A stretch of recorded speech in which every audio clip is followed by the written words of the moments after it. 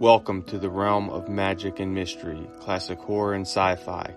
You are now entering the House of the Unusual podcast with your hosts, Eddie and Joe. Joe Pavlansky, writer for Scary Monsters magazine, curator of the Crypt of Classics, and this guy right here, this crazy guy is Eddie Guevara. He is the owner of houseoftheunusual.com. And when we combine our powers, we are House of the Unusual. What's going on, All Eddie? right, Joe. How are you, Joe? Good, man. How's everything going? I wore my Frankenstein shirt for all your stuff in the back. Yeah, definitely. You see all the Frankenstein stuff back there? This one says, to Joe Pavlansky, I'm sorry. Mispronounced your name. Joe Pavlansky from Sarah. Nice. Gift. All right, Mr. Joe. So what's new over there? Nothing much, Joe. The snow melted. It rained a little, so that's a good thing in my side. But today I wanted to talk, the end of the year thing, and we want to do what is best.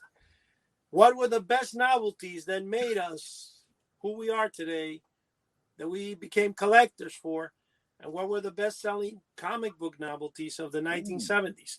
This is like the end of the year show, kind of, even though we still have a week, but by the time this airs, it will be the end of the year. Be heading into 2021 and out of this crazy last 12 months. So hopefully the next year is even better for us. Be crazier. The beginning of it might be crazier. But here's the situation. When this airs, it will be almost 2021. When I was back in grammar school, I read a book entitled 1984. It told you back in the 70s that when 1984 came around, it was going to be like, big time. It was going to be flying airplanes, flying cars. Excuse me. Right. The world of tomorrow. Yeah, the 1984 came and gone. Then the year 2000 would be the older thing. So actually, Popular Mechanics put out a book entitled The World of Tomorrow That Never Was. Well, you know what? I remember back in the late 80s, talking with my friends, and, we were all Star Wars fans, so you would see the speeder bikes, and we were all, what was the move Back to the Future, where they had the hoverboards and everything, and, we all thought by the year 2000 we'd have hoverboards and speeder bikes, and, here we are with none of it. Well, here's one thing, Joe, that you I forgot to mention to you. When you said hoverboard, you reminded me. There was a time I was selling hoverboards, like the plans on how to make them on Popular Mechanics and Science. I have them somewhere. In fact, I'd probably like to send you a copy, just like I had the how to build the jetpack. Oh, that would be cool. I think I told you the story one time. Some guy ordered it, and after he ordered it, I think I sold it to him for like $14, and he sent me a notice on eBay saying that, that he wants his money back because he says it's impossible for me to build this. And the first thing I was going to say, if you're such an idiot that wants to build that, you deserve not your money back. You deserve to go to an asylum for being a nut. There are some people that are building where they get jetpacks. You see, they got them that hang out of the, what is it, like a tube in water, and it funnels the water through to keep. Yeah, of course, yeah. But you can build those. That's simple. But I'm talking about a real rocket-powered jetpack, like the Rocketeer. Yeah, that's like. Yeah, that ain't gonna happen. You do remember there was a guy recently that he got killed building his own rocket. He wanted to see if the Earth was flat or not. I mean, he was smart enough to build a rocket, but yet the Earth is flat for him. He got the Darwin Award for the year. Right now, yeah, it was definitely. Well, here let's get down to the basics here, because this might be an interesting little show. All right, what do you got? I have a list right here. And Joe, you've been shuffling through some stuff. It's my private list. This list here has, I listed the 10. Oh, not the 10. I'm going to give. What do you got in there? The top 15, but it's supposed to be what is the best-selling mail order items of all time. Okay. Now, on the top of the list, of course, everybody knows this is a fact, because you can look, if you go on the YouTube channel, House of the Unusual, you'll see that the Polaris nuclear submarine has the most hits on it. The unboxing of it, which was a video that I did with this stupid noise in the background, a music thing. That's I could never edit such out a of it. beautiful item too. That submarine. I wish, man. There's only what is there one Sold, known? Joe. Sold for $50,000. It's yours. You're interested? No. Yeah, let me have my wife give me a little loan. And okay. But how many What of were you those saying? subs I'm are sorry? known to exist? Right now, in my, I don't know, I think it's at the beginning of eBay and prior to that, since 1985, I've looked for them as well as another 7-foot Ghost. I've looked for the what am I going to say? The robot plans that never were. Todd's rolling in his Yeah, chair right now. Those dang robot plans again. yeah. But I have never seen one come up anywhere. I've gone to flea markets. I go to conventions. I've traveled, to a lot of places where people, Yeah. especially like PAL. There's a PAL here that does like a regular monthly flea market, and it's been there for like 38 years. And I've talked to every collector. Everybody remembers, oh yeah, I had it as a kid. Mm-hmm. No one can bring one forth. In fact, I actually launched a thing a while back saying I challenge anyone. Like I would give them, I think it was $1,000 if they could come up with a 7-foot Ghost. And right now, yeah, okay, there was one time way back where right before the book Mail Order Mystery, so this was like 2010, one came up for sale from the Johnson Smith Company that some guy apparently, I think he bought a real estate office, and inside the office that had been abandoned for like 18 years or so was a building. There was an old real estate office. And he found in a drawer with files an actual, with the envelope, 7-foot, How do people come across stuff like that? Like I never except me, find anything. It's people that come across with it, Joe. And you know what they do? They sell it to morons like me for $895. So Goodbye, though. Well, because of that, Kirk decided to write the book of my collection because he actually flew over to see, since he was one of the bidders that lost against me. I told him, Kirk, certain things we can't fight for because I'm going out all the way. But anyway, it was kind of funny, though, because the story that he actually wrote on his blog, I think if you go to Kirk Damaris' blog, he tells the story how he was teaching, I think, in a school at the time or something like that, and he took a break, and he said that when he lost, I didn't know he had lost. I didn't know he was bidding against me. He went home, like he was really upset. His whole day was ruined. And I remember when I tried to buy that, I had no idea I was going to pay $900 for it, and I froze in the computer just looking at it. My friend from the background goes, Eddie, your wife was going to kill you, man. And I said, and to this day, she still doesn't know you bought it. No, she knows. But I had, actually, my friend forked over the money that day for me to get it without her finding out and whatever. But the thing that was interesting with the Ghost is that, I have it now. To me, it's priceless. And I've been way over $3,000 for it.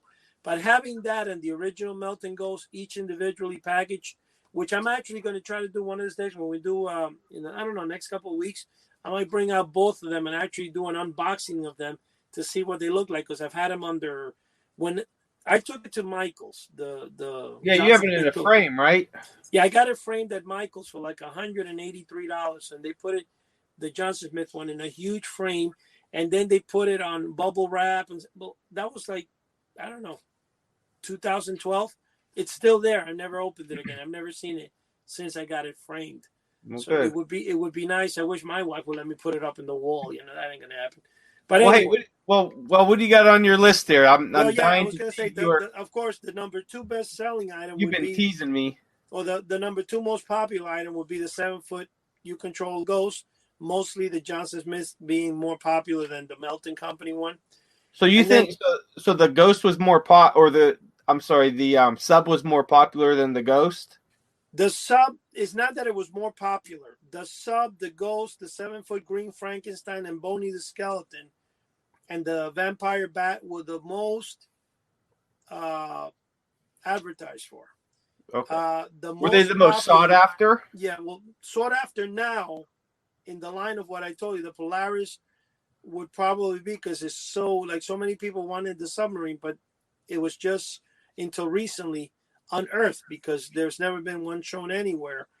Okay. And I was reluctant for many years to even show what it looked like, because I wanted to kind of keep that a secret until I was ready to launch it, which I screwed up with the 7-foot Frankenstein, because I guarantee I went to the Honor House company 5 times to meet with the original owner. And I was given, back in 1986, 10 Frankensteins and 11 Boney the Skeletons in mint condition. And like a moron, I started selling. I sold 8 Frankensteins. I had 10. One of them I recently gave you.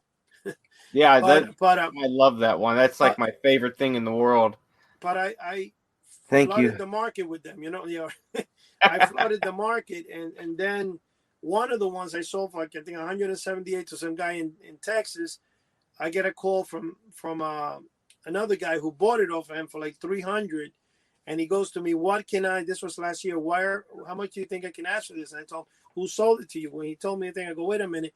I went to look at my old files, where all my sales, because I keep like a hard copy of everything. I go, "Wow!" I sold it to this guy for, I think it was 178 plus tax, whatever. And I said to him, "Why don't you try 520?" No, I'm sorry. I told him, 520 starting bid, and like a 575 buy it now, or 550. Oh, no, I'm sorry. 450 starting bid, 520 buy it now, because you have to have like 10% off. And the next morning he tells me he sold it. I'm like, "What? You sold it?" Damn. I was like, for $500. Let me ask you a question. That because I've never seen one. That 7-foot skeleton, was that the same material, that plastic that the 7-foot Frankenstein was made from? It's the same exact thing. The only difference with Boney the Skeleton is, if you have it in your mail order mysteries book, Kirk laid out my 2 copies on the floor, and you could see Boney the Skeleton is waving like that instead of like the picture you see in the actual ad.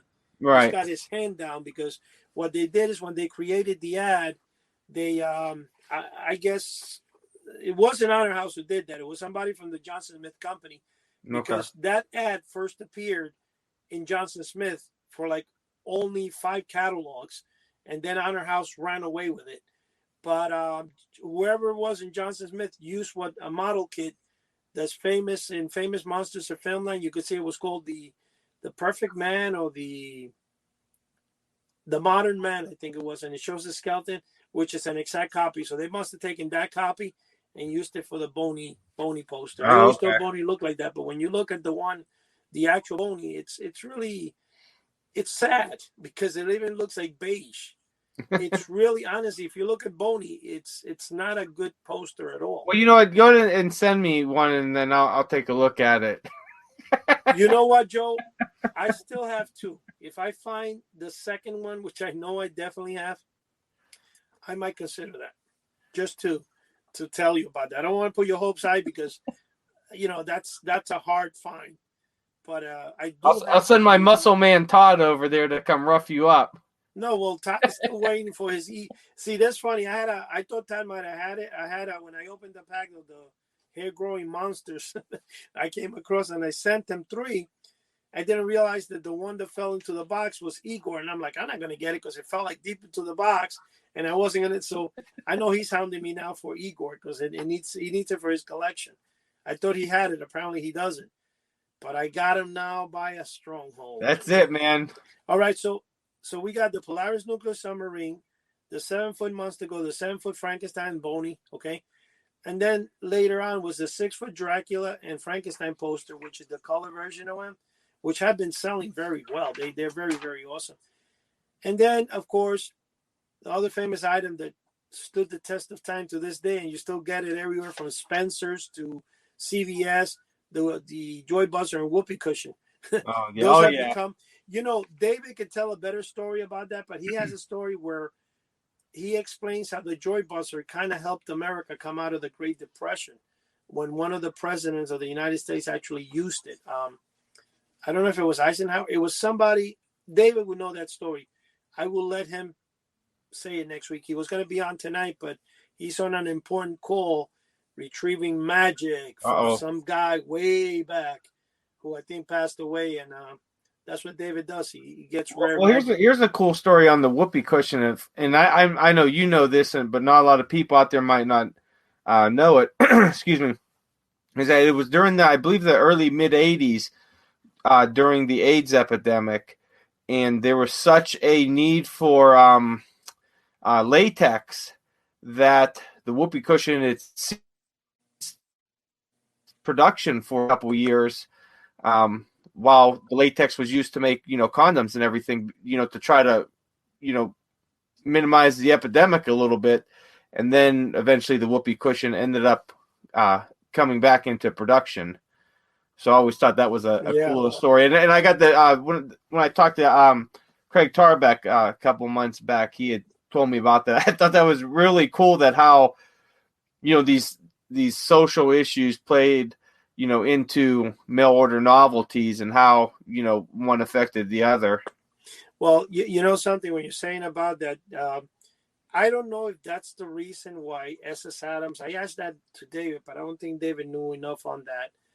He told me he would have to do, but when they came out with their versions of the whoopee cushion, it was called the raspberry cushion, right? And it's made of vinyl. It's not made of the rubber. It really, honestly, didn't work that well. It wouldn't hold the air like the rubber version of it. But anyway, going down the list here, because I'm only going to do like the first 15, so I have time to show a few of the items. Okay. Even though some of the items are not here, but I'm just going to show it in general what the items that we have grown with. Okay. The seventh, of course, would be your favorite, the X-ray glasses. Yeah. And the Hypno Specs are among the X-ray glasses, but the Hypno Specs were only sold through the Johnson Smith Company. They were not as popular. In fact, I don't even really know that many people that actually had it, because I never saw that ad in many magazines. But then, of course. Oh, and here we go. Yeah. Oh, yeah. There you go. There you go. You got to look. Those are the ones. If you look outside of the street light, you'll see the word X-ray Specs. But I see you. The other one are, you ready for this? Now, that was number 7, the X-ray Specs. Number 8, wish Todd were here, the Sea Monkeys. Now, nice. The Sea Monkeys, the reason they're not so sought after is because they're still being sold everywhere. They just never stop being sold. You know what? Todd he sent me some Sea Monkeys a couple of weeks ago, and I have it on the blog. If you guys out there go on houseoftheunusual.com on the blog, I started a Sea Monkey blog. I'm kind of cataloging my my Sea Monkeys journey through life, and I just when was it today? Yesterday had some that actually hatched, and they are so small, and they're just fluttering around the little aquarium that I have. And I tell you what, it's the first time I've ever had sea monkeys. I always wanted them when I was smaller, but they don't look like the ads, that's for sure. Except for, I do have an Eddie and a Todd sea monkey in there. My Eddie sea monkey talks to everyone, and Todd sea monkey, he already got his crown on and he's trying to rule the kingdom. So yeah, and he's probably sitting in a corner minding his own business because antisocial. He doesn't want to mingle in with the rest of the monkeys there. I'll tell you one thing, though. The thing with the sea monkeys is, I've had them several times. Oh, gosh. It's just like every single year I go religiously to a shop right near me or anywhere, and I try to buy the famous Venus flytrap. Oh, nice. This one here is like kind of like the one they sent in mail order in a little egg like this, that the darn thing never actually grew. But I always buy a live. It only lasts about a month and then it dies. And my wife says, "Why are you buying one again?" And I'm like, "Yeah, I have to, man. You got to water tradition." But anyway, here's the other thing. Number 9 is mystery top. Now the mystery top is that little top which is in a little black platform, and it has magnetic inside. It spins, and it can spin for days. Apparently, Craig, I was unaware of this. I think he told you the same thing, that it was one of the hottest selling items for the Johnson Smith Company. It's kind of funny that I'm looking at this list right here, and for some reason, I don't know what the Venus flytrap, I didn't put it on here. That's kind of crazy. No, rip up the list. It's done. Yeah, I'm going to have to, man, make changes. But anyway, so that's number 9, mystery top. Then we have 10. Now, 10 is the moon monster. I don't think a lot of us, including myself, learned of the Moon Monster till eBay came around. I had seen ads of the Moon Monster as a kid, but vaguely remember them. Now this is a. Now we've talked about this item before a little bit. For the people out there that don't know what it is, give us a little description of the Moon Monster. The Moon Monster was out of Union City, New Jersey, where they started selling it. But I thought this was the end of the story here. I realized that this ad existed because, like I said, I think they stopped selling it in probably 1970. That's a So poster, correct? yeah, but 1970, I'm like 6 years old now. You know what I'm saying? I'm so. 71, 72, I started more like realizing what I wanted and stuff. So, the early memories are vague, And when I saw it one time, like in 1985, 86, I forgot where, I started getting interested. I was like, well, it's a cool ad. It says you can buy, if you join the Monster Fan Club, okay? And it's out of Union City, New Jersey. You would get a 6-foot moon monster, 3 monster masks, 12 photographs, a bulletin that's called the Monster News or whatever, wow, a badge, and a card. Super cool for only $1. Wow. So, I was able to acquire, of course, a whole set. The set that I had did not have the bulletin. In fact, most people that have an entire set, for some reason, the bulletin is missing. Okay. But some guy got a bulletin, and I paid like $35, and I was able to complete the set. Oh, nice. The other thing that threw me off is a couple of years ago, I saw one time on eBay somebody advertising the Moon Monster. Now, with all the knowledge of, because the way I do my research, in case people ever wonder, is I have an entire collection and archived that I purchased from Boys Life magazine that go back to 1966, I think. And it ends in 1984. It has every single ad, like all the advertising pages in Boys Life, every single ad, which Boys Life was the main place where all this novelty stuff were advertised. Comic books had them, but Boys Life was, you can say it's the king of the crop, And what I did is I started going on the computer, a Windows 95 computer, and this is how long I started doing it. And I spent over 5 weeks every night, 3-4 hours to 3-4 o'clock in the morning, writing down, the ghost first appeared at this time. And that's why I kind of became like an expert, because I was able to track down all this information. The Moon Monster, I know I cannot find any ads for it past 1970. Really? The September issue. And it ran in a magazine called Eerie Magazine, I think. And because you had Eerie and I forgot the other brother to Eerie. It was Eerie, and then it has another magazine called what the heck was it? Shriek? I forgot. It's a Warren Publishing magazine. Yeah, it's slipping my mind. Oh gosh, this is funny. I forget that. But anyway, lo and behold, a Moon Monster comes on the internet on eBay, and the lady who has it says it was her brother's. Her parents took it away from him because he scared somebody. I forget who was in the family. They hid it on him, and she was trying to sell it.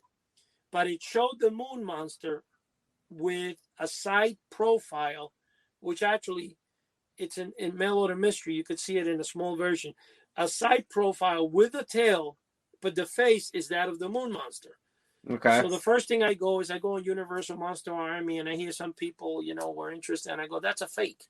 Because I've done all my research, and Mr. Expert here never found another copy prior to it. Well, man, was I wrong. I went on, and of course, I don't want to say who in Universal Monster Army got a little upset. I outbid him. I didn't know I was doing that, though, by the way. And I won it. When I got it, it has a California address, and it's 1959. So whoever the Moon Monster was, or whoever ran that, which is funny, though, because I've gone to the building where the company used to be, and there's a guy that owns a store there from 1971.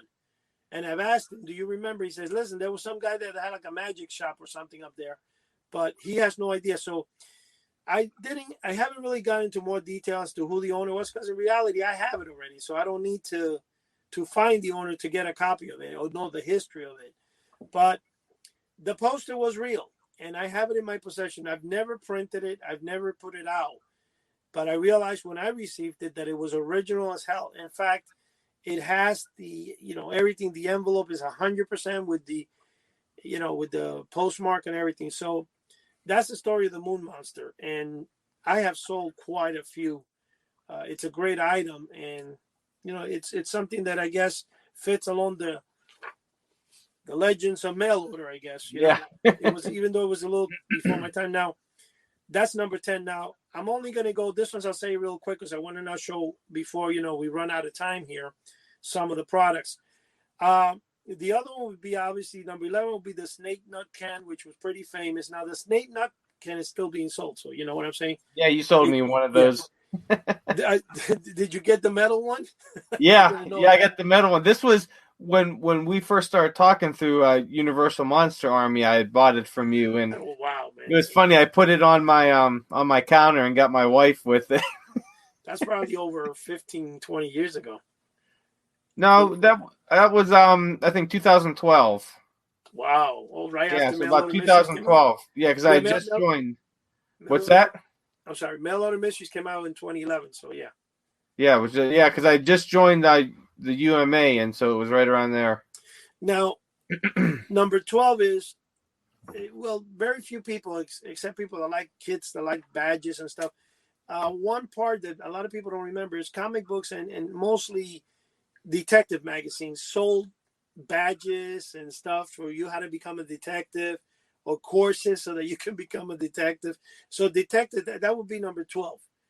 Now, number 13, there was always karate courses from the famous one we spoke about, which in fact, I got to tell you and Cav what I read, and I got to get the book out because we were discussing in a previous podcast, the legendary, gosh, I forgot his name right now. Yeah, I could. Count Dante. Yeah, Count Dante. Yeah. Okay. The deadly Count Dante. But there was a similar ad for a karate course, and people remember it because they used to send you for free a 6-foot karate practice dummy. It was a 6-foot poster. You could buy a medical supply. It actually showed you in the poster the nerve endings in about. It was, really cheap poster. I acquired one, and the one that I got was like in 1986, and I found it in a medical supply store in Union City. And the guy had it there, and I think charged me like $10 for it. But I think I have it in one of my really early YouTube videos. I have it behind me or something. But yeah, it was okay. Kirk Demaris always wanted. He asked me to. I reproduced it and sold like maybe 5 or 6, but it was not something I really went out for. Number 14 was obviously the book, like just the karate one, the Strongman Stunts.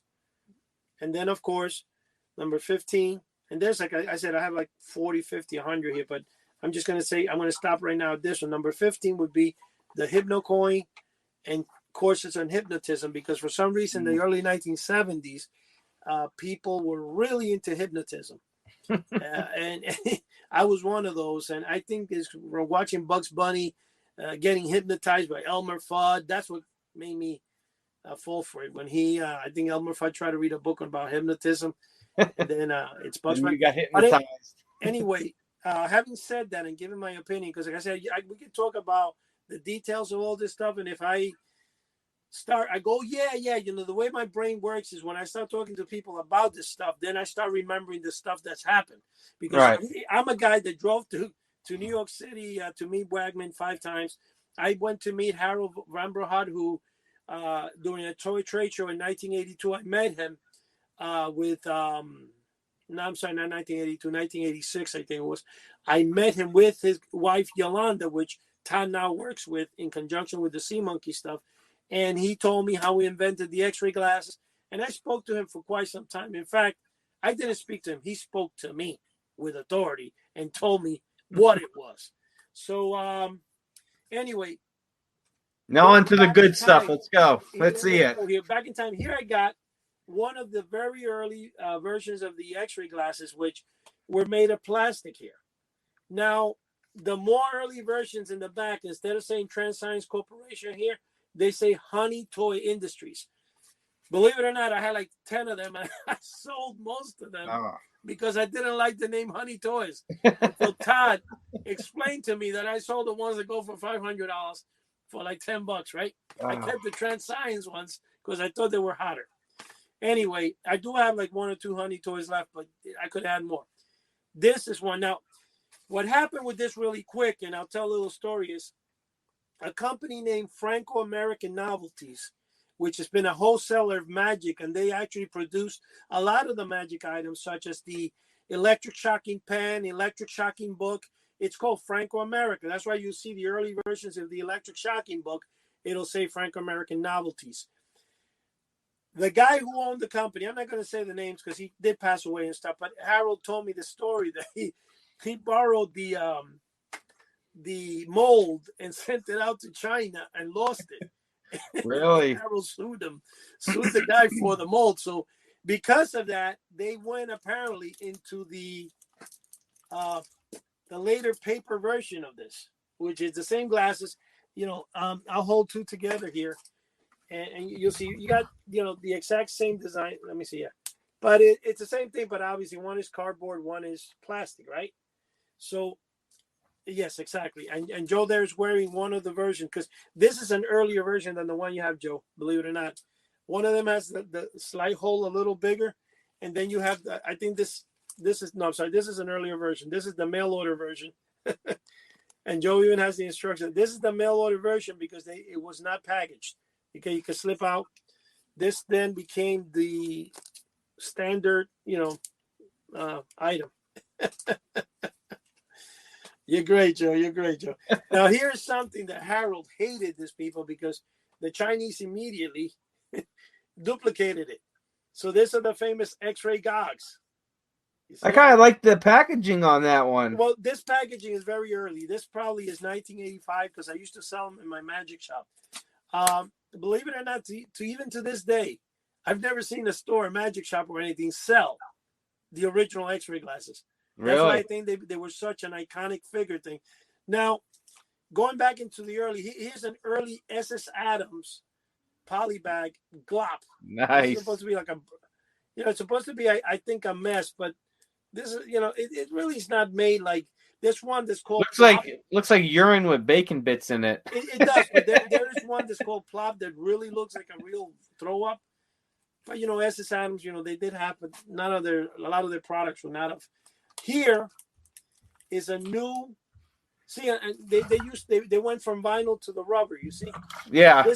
This by the way, if people don't know, this design of the SS Adams was done by Kirk Damaris. He's the guy that was actually hired by them to redesign the packaging for SS Adams. But over here, you'll see raspberry cushion. But they actually stopped making the blue and green vinyl one, and then they started doing this later and thing. Now. This is an old novelty that you probably never seen, Joe, heard of, but this was a letter. You would say it was called the Knuckle Duster. Hi, never heard of that. Knuckle Duster, see? And what this is, it has like, if you notice, it has a wait, let me see if you could, wait, okay, there you go. Other way, there we go. And what you would do is you go like that when the person took it out of the envelope and say, whack, like a mouse trap. Oh, okay. This is a very old trick. And it was made by so same concept as the stick of gum where you pull it out. Gum. Yeah, it was okay. Made by a famous company called Fish Love. Fish Love made a lot of the very rare novelties, back in the day. Now, you asked me, and I think you always want this is with the new packaging, of course, of Kirk Damaris, the smoke from fingertips. Oh, nice, yeah. This is Mystic Smoke. This I think was the best-selling SS Adams item according to David. Now, I also had some stuff here that I thought you would love. Remember I told you that St. Augustine is like the best city in America? Yeah. This is I think this is definitely. Oh yeah, here you go. You will love this. This is like they make their money in St. Augustine. Ghost Train Adventure. Half of the city is selling ghost rides and ghost trains. So I had that there. I thought I wanted to show you. Now, here I have 2 early famous monsters, give or take, that were sold by the Captain Company makeup books. That is cool. I've never seen this. It's the Wolfman scene, and this one here is The monster, Willie Frankenstein. Does Frankenstein have a mullet? Is he wearing a mullet there? Honestly, it's. It looks like a mullet. I got to be honest with you. They're put together where I don't even think they're not even looking at it. They're not even stapled. This is the old-fashioned way of doing things. Yeah. It has one sheet of paper, and that's how the book is. And I pay like $20 a piece because I thought they were actually better on eBay. And those are pretty cool, though. I've never seen those. They're cool because of how old they are. But that's why a lot of times people say, "Hey, how come you don't make your things more modern?" I told a guy that I know, I'm not going to mention because this guy is he's involved with one of the networks, and I can't say his name because of that reason. But one time he met me after Mail Order Mysteries came out, and he brings the book to me, and he's like, "Hey, can you sign this for me?" And I was like, I got embarrassed as heck, I go, wow. So, we became really good friends and stuff. And he saw me what I was doing. He's like, hey, I can make that better for you. So he goes out and he makes me a skeleton and brings it back the next day. And I'm like, you've made a jointed skeleton. And he had the equipment. So I'm like, okay, this is great. But you know what the problem is? That the people my age, they want better looking graphics, but they kind of want the original packaging, right? The staple sheets. The next day, he brings me back a retro-looking skeleton that looked like the ones from Beasley from the 1950s. Wow, I fell in love with it. So we became good friends, and pretty soon, there's a book that Mr. Joe Pav here is actually writing, and I'm helping him with the book, and it's going to be better than Mail Order Mysteries. It's going to probably outsell all of them. Going to blow it out of the water. It's going to blow. I'm not going to give title or anything yet because it's still in the making, but it's actually going to be a very nice item. We have the book cover and everything for it. Yeah, we're taking our time with it because we want. Oh yeah, that's a 10-month. Perfect. A year project. Now, this will probably interest. Actually, it might not because it has nothing to do with the sea monkeys. But this is one of the original Uncle Milton. Oh, that's pretty they're cool. The ones that made the ant farm. Yeah. The guy Joseph Cosman, who is the nephew of this guy. Uncle Milton was the uncle.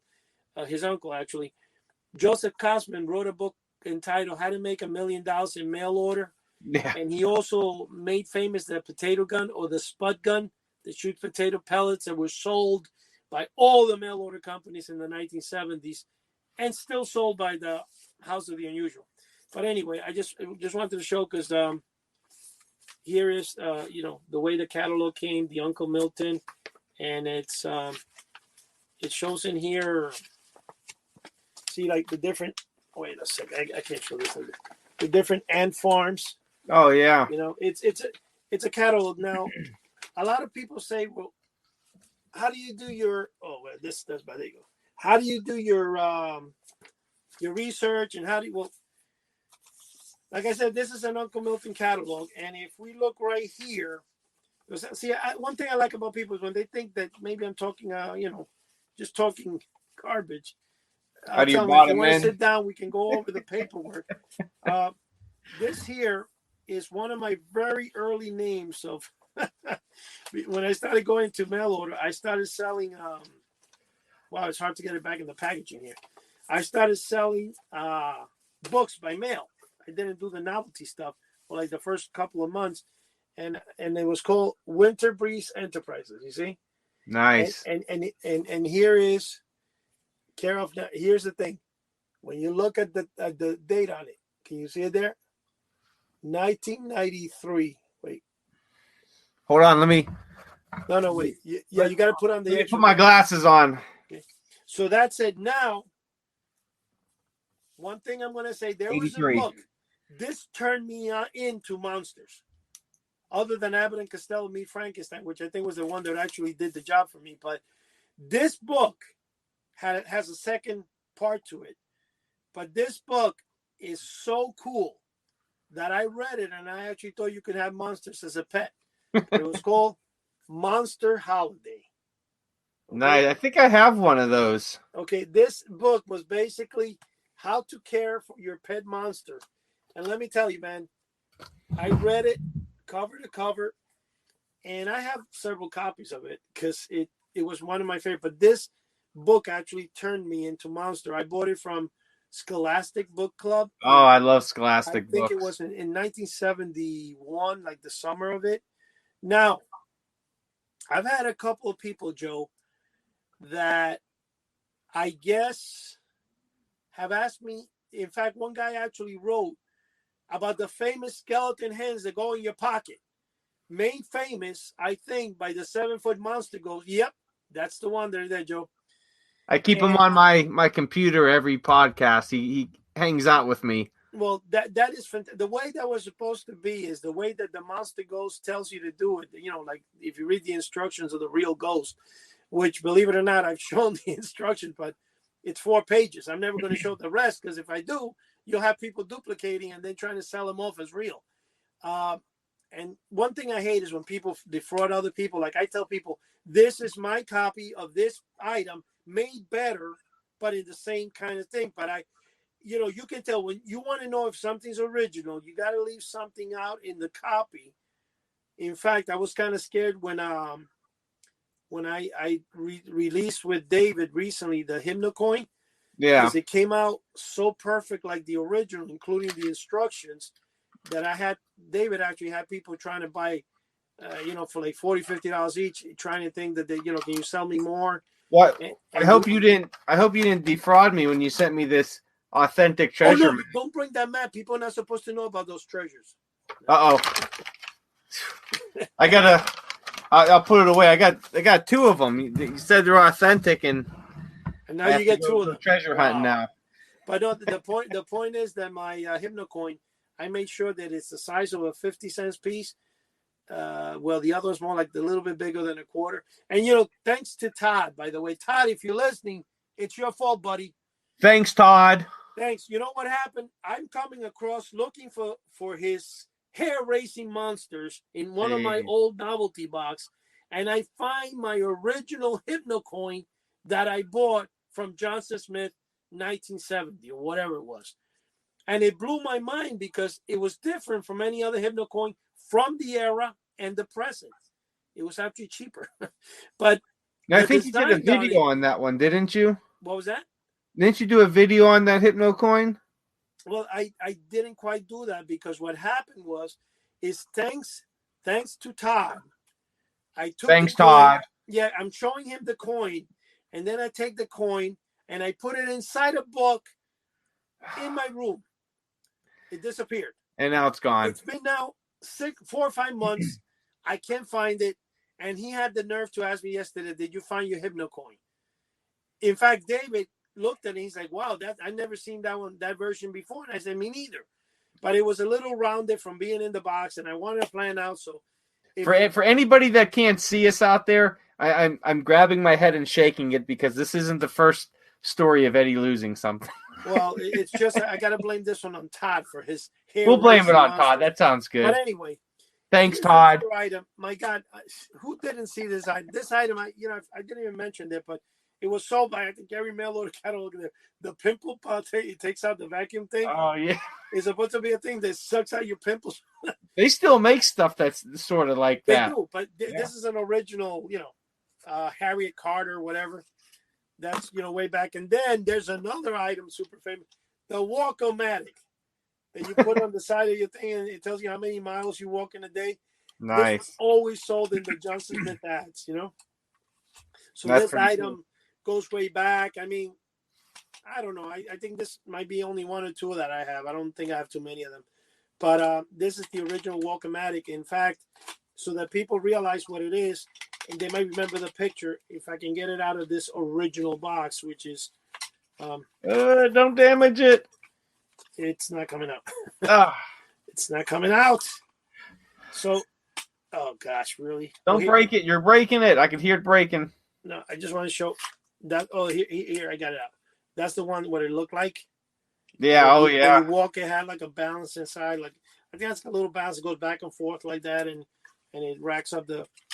And it's obviously, in fact, there it is. I'm trying to. It kind of works like the old magic calculator. Yeah. So the mail order that they had a pen on it, and it's supposed to tell you the times table. But anyway, oh gosh, oh my gosh, it's going hard. Don't break it. Well, I got to put it on later because I just realized it came with instructions. Uh-oh. I almost crushed the instructions right now. See, guys, I just did this and ripped it. Look, and ripped it. Cuss at Joe. See, now I got to thank Joe for something, too. No, blame it on Todd. Oh, my God. Look at this. I ripped the original instructions. Let me see what the instructions look like. Here you go. I've never actually opened them, so here you go. Wait, there you go. I keep missing the camera here. The instructions for the instructions how to walk pedometer. Yeah, see it, Joe. You should feel bad. Look what you made me do, Joe. Look, you made me rip it right here. Oh man! Wow, Joe, how can you do that to your friend, man? Anyway, Santa's not bringing me nothing this year now. Here's another famous one that Cav said to us. That never worked. I called the dogs and they just didn't respond.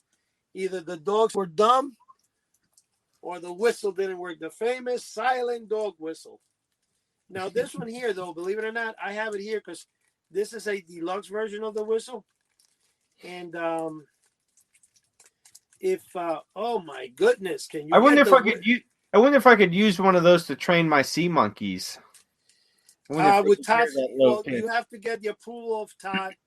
Write to Todd Mitchin and ask him if it's okay for you to try to train his sea monkeys, get written permission, and then possibly. But from His Royal Majesty. Here's the thing. Now, the way this works is you turn the back here and you can adjust the pitch. And let me see. Oh, that's what it sounds like. And basically what it does is like a whistle. It's very high pitch. And I know Cav said it doesn't, but I know I've tried it. It does work. The dogs go like that. Look, but you got to just use it for training. Yeah. Kits, they made it sound, the Honor House company made it sound like it was like, only, silent dog whistle. They used the word silent to really sell this product. All in the wording. Version, so this is more, it's not like the one they used to sell was a little cheaper than this one, but it's it. Now, this is one item. Of course, a more modern version of it, but it was called the Stink Perfume. This is basically a stink bomb in a bottle. I remember I gave it to work one time. This guy go, hey, man, because it says French perfume. I said, this is a nice. So he took the thing and he just, and he goes like this. He just gave it to me and walked away. And I go, what happened? He says, Eddie, because I almost punched you. He says, that thing went through my head. It came on my ears. It almost killed me. Oh, they still sell stink bombs. I remember they used to come. No, stink bombs they're all over the internet. You can buy them on eBay all the time. Now, get ready. You can buy it on Amazon too, by the way. Oh, really? Yeah. Now here we have, and I'm going to start with the earliest version we have of the skeleton. In fact, if you notice, this is a very early version. See? Oh, I like that. That's a little bit, it's not white. It looks like an off-white. Yeah, it's like a bone color. If you look at it. Yeah, that's really cool. There is, if you look over here, let me see if this camera, because the light doesn't really let me, but let me get a little closer. It doesn't have a separation. It doesn't, like the head is basically, you know how yours has the little separation in the bottom? Oh, yeah, here, I'll show it in the camera. Yeah. No, I have the other one here. See, yeah, you could see the differences. The idea with this separation was that you would stick that part inside your pocket. This one kind of, you have to stick the whole thing and it did this. Now, he said, those look like my family. The way this was supposed to work is you attach an invisible string to your back of your neck and then you pull it up and it climbs out of your pocket. But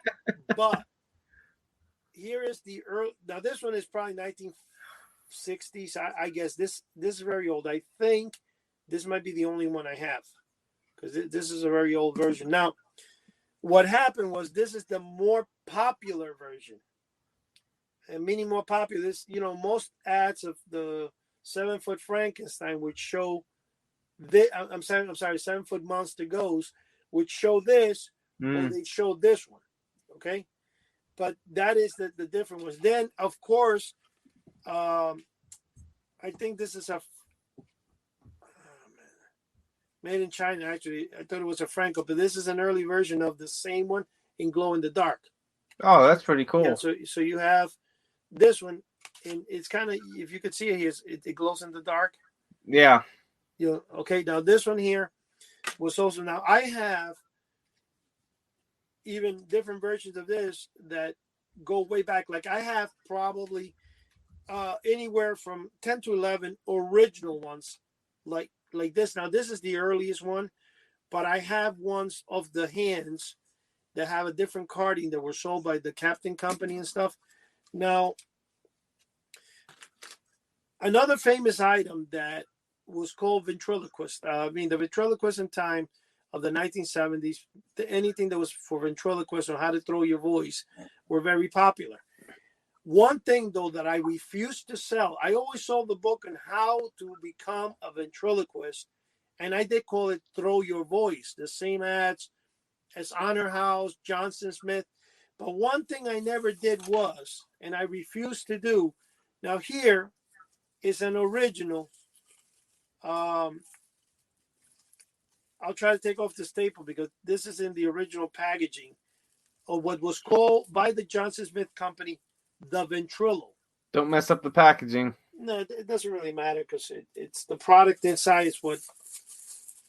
Because when I bought them, I have a couple of I bought them, several hundred of them. But when I got them, I thought twice, and I'm like, I can't live with myself if a kid chokes on this darn thing because of me selling them.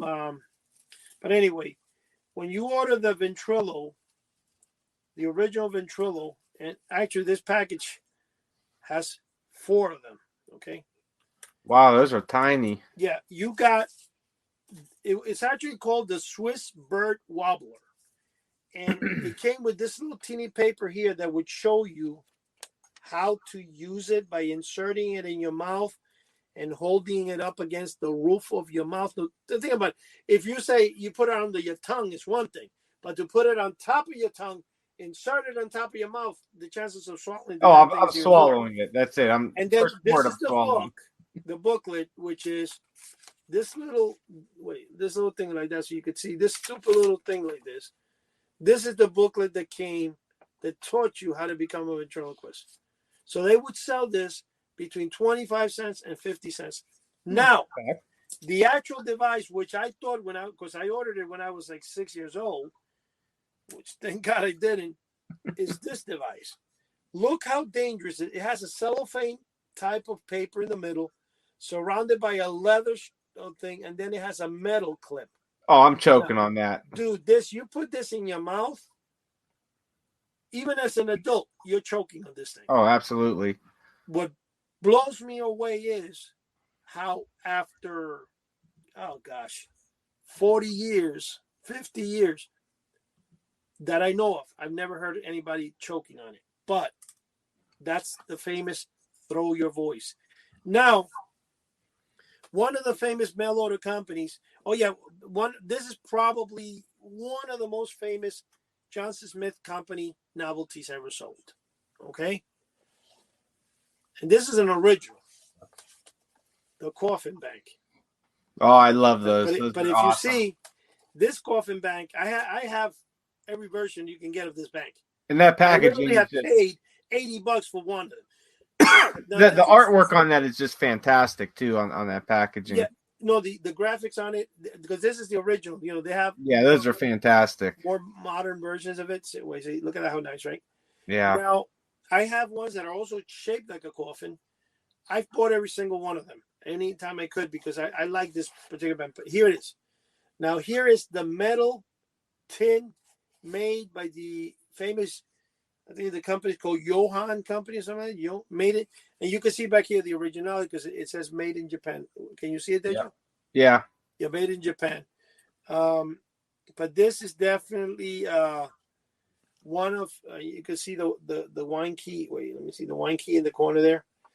Now I had 12 of them. I've sold all and kept 4 because I bought them when I had my magic shop in 1985. I bought them and they sold me, which is funny though, because the Franco-American Novelty Company, when I went there and I bought several things in their old stock, when I ordered 24 of these, they sent me 12 original and 12, but back in 1985, this was only worth $5, And I paid, I don't know, I don't even remember what I paid wholesale, but I bought 2 dozen, and then I kept buying, but I kept the metal ones because they were, obviously, I saw that they were older. Well, hey, Eddie, we got about I know, 5 I see. minutes here. About 5 minutes. So we got to wrap it up. One final thing I want to show here is a very great photograph that I took there with my Robbie the Robot collection. I just want to show that I just don't buy one thing. I buy many of the same thing. That's pretty cool. But anyway, Joe, I think that kind of wraps it up. One thing I was going to show is there was a famous company called LB. This is one of my other catalog. This one goes back to, if you look at the thing, they're 1991. See, 91. Yep. And this guy here actually was pretty good, but all his stuff, you always see like in the old Boys Life magazine, there's like a little B and it says the LB company, and they sold novelties and stuff. With this, all he concentrated were on his wooden nickels. But he had because one of the companies, like I said, one of the companies, and the stuff that he was saying, it's all in here, examples and stuff. That's pretty cool. I have all this original stuff. But one of the things about LB is that LB was kind of like, there was a guy named Jack Abel. You know what? Let me take that back. I shouldn't be saying the original owner names and stuff. But there was a guy, I got to own the Fun Factory, which was owned by Lou Wise, and he was my partner, so I mentioned him. But there was another famous company that sold the money bags. It says $1 million for 50 cents, and that was called the Fun House. And they were located out of Newark, New Jersey. I was friends with the owner of that. Friends meaning I spoke to him on the phone. I didn't really ever meet him in person. But he had a really interesting catalog, and he sold a lot of the stuff. The Fun House is probably the third most famous company in mail order, because you have Johnson Smith and Honor House were side by side the best. Then you had American Circle Corp. You had the Fun House and Fun Factory. All over the comic books. They ran the biggest ads. And then you had the big three, companies like that finished off and stuff. Right. But anyway, I think, Joe, I bought the best I could in the history of mail order for the end of the year of 2020. Sounds good. This again, it'll be 2089, and both me and Joe will be here telling folks to put on your X-ray vision glasses. I would have had my hypnospecs, and I would have hypnotized you with mine. You would see deep into my eyes with your X-ray specs. By the way, Joe, that comic books stuff you got there in your house, do you sell all that comic books out of your house there? Some newer stuff, but none of my older. Yeah, because I see you set up a nice comic book collection. But that Spider-Man in the back there, way back, that little inflatable guy, I got about 2 or 3 of those. I like him. He's big. I got that one in about around 96 or so. So he's I won mine in an arcade game. I won it. Well, we gotta wrap it up here.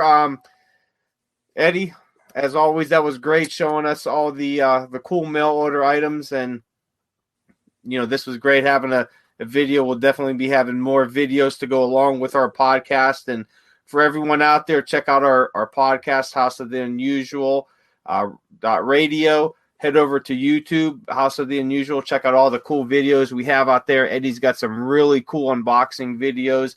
I have a few, and so does my buddy Todd. And I guess Eddie's buddy too. I guess we're all buddies with Todd. Yeah, why not? So go check that out. And every Wednesday at 3 a.m. Eastern time, we have our new podcast comes out. So mark that on your calendar so you never miss an episode. And I want to thank everybody for watching us and for listening, or however you're getting your info here. And head over to houseoftheunusual.com. We have a free forum site.